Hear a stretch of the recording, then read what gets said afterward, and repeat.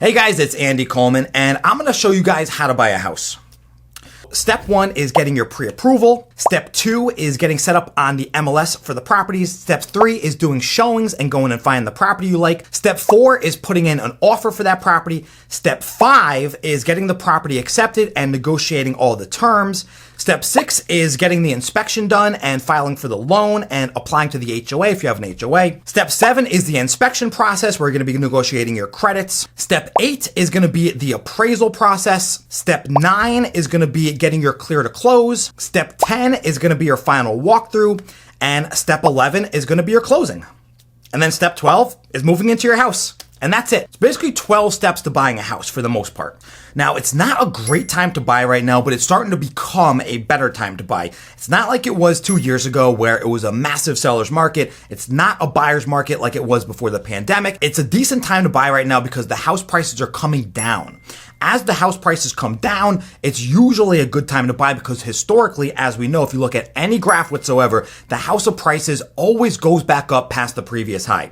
So yes, it is a decent time to buy right now, and I'm going to show you exactly how to do it. So a little background about me. I'm a successful real estate agent with eXp Realty. I'm actually the number 3 ranked realtor in the entire company out of 90,000 agents. That's by deals. So I definitely know what I'm talking about when I say buying a house is very easy. I do a lot of rentals right now, but I also do purchases, and buying a house is almost as easy as renting a house, which is pretty crazy. When you rent a house, you need first, last, and security to move in, and when you buy a house, you need a down payment plus closing costs. That's it. So the costs of renting versus buying are actually pretty similar. So if you're on the fence and you think, should I be buying a house? Should I be renting a house right now? Check out my other video because I did a full video on renting versus buying. But I think it's a good time to buy if you have the extra money saved up. Let's say you have $20,000 saved up right now and you want to buy a house. You can absolutely do it with that amount of money. You're going to want to pick a title company. So now, depending on your area, the seller picks a title company or the buyer picks a title company.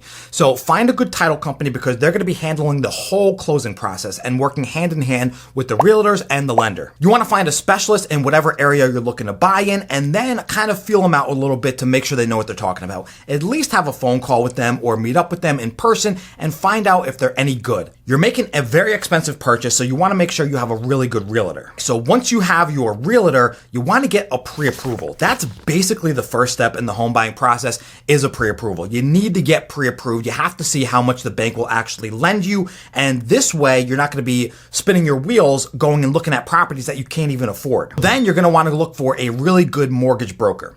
So a lender, you can use a bank, you could use a private company. It's up to you on who you want to use. There are lenders out there that are better than other lenders. Like here in South Florida, we have Cross Country Mortgage. We have a big team that we use down here. They're massive. And the lender that you choose is going to greatly impact your home buying experience. I've used lenders in the past that were absolutely terrible, and I would never recommend them to everybody. They've screwed the whole process up. So be really careful on the lender that you choose. At least make sure they have good reviews or you know somebody that's going to refer you to them. Make sure whatever lender you use is really qualified. Once you have your lender, obviously send them all your documents that they request, fill out their application so you can get the pre-approval started. You're going to want a pre-approval before you start seeing houses. So once you have your pre-approval, you want to reach out to your realtor and tell them to set you up on their MLS.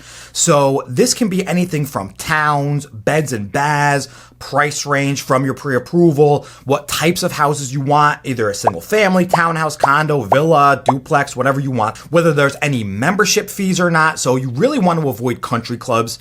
If you like that lifestyle of a country club, then yes, go ahead and do it. But country clubs have a membership fee. Usually it's like $50,000, $60,000, $70,000 just to get in. And then when you try to sell the house, it's a nightmare. It's going to be on the market for many, many months, maybe even years, because a lot of people do not want to spend that massive membership fee. Do your research first to find out where you want to be, whether it's by school zone or location based on your job. Find out where you want to be first so you don't waste time looking at properties that you don't even like the area. So now you're all set up on your MLS and you're starting to see a list of all the properties that are available.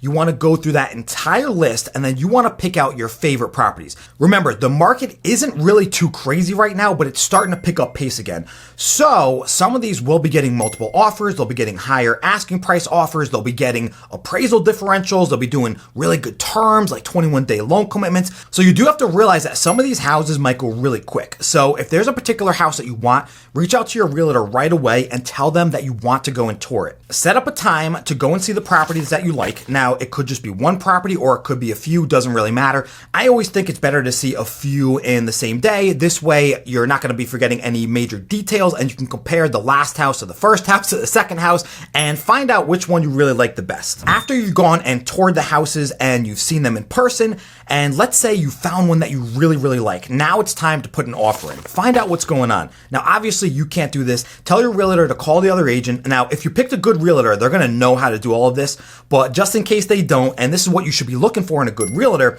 they're going to call the other realtor and they're going to feel them out. They're going to find out how many offers they have. They're going to find out if they have appraisal gaps or appraisal differentials. So if you're wondering what an appraisal gap is, this is a term you could put in your offers to give you a better chance of actually getting accepted. Once you go under contract, whatever price you agree upon, eventually the lender is going to send out an appraiser. They're going to appraise the value of the house. Once they appraise the value of the house, they're going to find out if it actually is worth the purchase price or not. If you had done an appraisal gap, this is where that comes into play. If, let's say, the appraiser says the house is worth $10,000 less than the agreed upon purchase price, if you did an appraisal gap of, let's say, $10,000, you're going to have to come out as the buyer out of pocket for that $10,000. Now, that's a term that will get you accepted over other offers, but be very careful when you're doing that because then the lender won't cover that extra $10,000 price. So as your realtor is writing up an as-is contract for the purchase of the house that you liked, you're going to want to talk about the price. Have your realtor run the CMAs, which is the comparable market analysis, find out exactly what the best price for that house is, and then they're going to be calling the listing agent, as I said before, and figuring out, which price to go in at. Because even if you found the house that you really, really love, you still have to get the seller to actually say yes and accept your offer. So this is where negotiations comes into play. And this is why you want a really good realtor working on your behalf to get you your dream house. When you put in the offer, all you're going to be doing is writing up an as-is contract. Your realtor is going to do that for you. And then you're going to be giving your pre-approval and proof of funds. So now that the offer is in, all you have to do is sit back and wait. You have to wait for the seller to either say yes or no or come back and negotiate different terms with you. If the seller accepts your offer, fantastic. They'll sign the contract. You'll have already signed it when you're putting in the offer. For proof of funds, I always recommend doing anything from $10,000 to $30,000 down. You don't want to put too much in escrow, but you want to put enough to make yourself look serious because obviously if you back out for any reason that's not covered under the contract, you're going to lose that entire earnest money deposit. So now it's time for your inspection.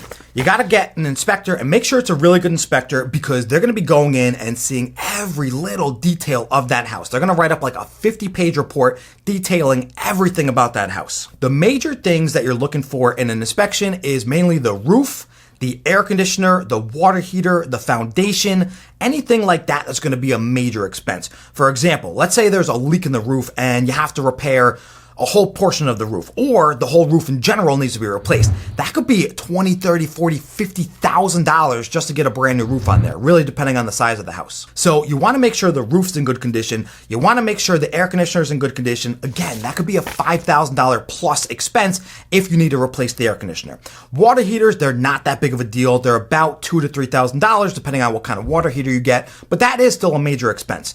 Now, in the inspection report, a ton of things are going to come back that's wrong with the house. You have to pick and choose your battles on getting a credit or having the seller fix those issues. Go over it with your realtor and then add up everything, and then at the end of it, come to a dollar amount that you want credited back. Then your realtor is going to negotiate with the other listing agent and they're going to come to terms on what they're going to credit you back for the inspection period. Here in Florida, we have a ton of HOAs. I know they're really prevalent here, but a lot of places don't have HOAs. So if you don't have one, great, that's good for you because a lot of times you're going to be charged monthly fees for HOA fees and they can get really expensive. The average HOA fee down here is about $350 per month, and that can include anything from roof maintenance, lawn care maintenance. They'll paint the house for you every 5 years. They'll cover your cable, your internet. Sometimes they'll cover your water. Really depends on the HOA. Now, some owners will be very flexible and they'll credit you back, let's say $5,000 or $10,000 or maybe a little bit more depending on what's wrong. Some won't budge at all. So let's say they have 10 offers. In this case, they might not want to give you back anything on the inspection. So you have to really pick and choose what you're going to be fighting for if you really, really want the house. So as you're ordering your inspection, you're going to want to file for the loan. So call up your lender and file for the loan. They're going to verify what the lender's actually going to lend you. So throughout the whole process, your lender's going to be coming back and forth, and they're going to be requesting certain documents, and you have to fill out certain paperwork to get that whole process going. So after your inspection period ends and you've done all those negotiations, the next big hurdle is going to be the appraisal. So the lender is going to order the appraiser to go out there and appraise the value of the house. Now, this is very important. I was talking a little bit about appraisal gaps before. Assuming you didn't do an appraisal gap, this could make or break the entire deal. So let's just say hypothetically the house is $500,000. The appraiser goes out there and they appraise the house for, let's say, $450,000. Now you have a major issue under your hands. If they did $50,000 under the purchase price, you're going to have to come out of pocket for $50,000. Or you go back to the seller and you try to negotiate better terms. Sometimes the seller will split the difference with you. Sometimes they'll drop the purchase price altogether to the $450,000, or sometimes it'll kill the whole deal and the whole thing will fall apart. Good news is you'll get your earnest money back if this does happen. So your escrow deposit will be returned to you. That's one of the clauses in there that returns your escrow deposit back to you. So hopefully your appraisal goes well and everything comes back to the purchase price. Then you can move on to the next step. Once you get your clear to close, that's it. You're home free.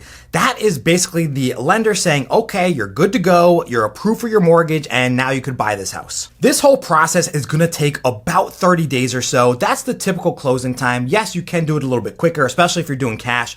I've done 7 to 10 day closings before with cash, but if you're doing a loan, typically you want to provide about 30 days to do the whole loan process. One of the very last steps is doing the final walkthrough. So make sure you go back to the house and do one more walkthrough with your realtor before you actually close. You do not want to complete the closing before you do a final walkthrough. So once the loan has funded, that's it. Now you can get the keys and you can move in to your brand new house. So all in all, it's a pretty easy process buying a home. I know I went into a lot of different small details there, but your realtor and your lender and the title company, they're going to handle the majority of that. They're just basically going to be telling you what to do, and you just have to kind of follow directions. That's really all you're doing in the home buying process. Now, buying a house is a really big deal, so make sure you're committed before you start the home buying process, and make sure this is something that you really want to do. I hope you guys really enjoyed the video. If you did, hit the like button, hit the subscribe button, drop a comment below. I'm going to be dropping videos 3 times per week, Sundays, Wednesdays, and Fridays. Stay tuned for the next one, and I'll catch everybody there. All right, that was pretty good.